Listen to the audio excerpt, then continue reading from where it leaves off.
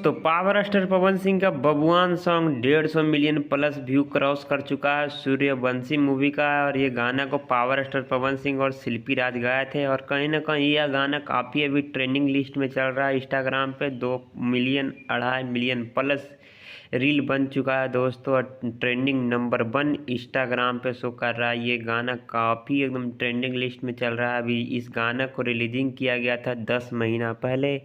और power star Pawan Singh बहुत बड़ा रिकॉर्ड बना दिए सूर्यवंशी मूवी का बबुआन सॉन्ग। जी हाँ, बबुआन सॉन्ग और काफ़ी एकदम मार्केट में चला है। और जितने भी पावर स्टार पवन सिंह के फैंस लोग हैं वो काफ़ी इस गाना को प्यार और दुलार दे रहे हैं। और कहीं ना कहीं इस गाना में चांदनी सिंह जो कि दिखी थी फैक्ट्स मॉडल के रूप में, वो काफ़ी अच्छा बेहतरीन इसमें काम की है दोस्तों। अगर ये वीडियो की जानकारी आप लोग को अच्छा लगा तो वीडियो को ज़रूर लाइक करिएगा।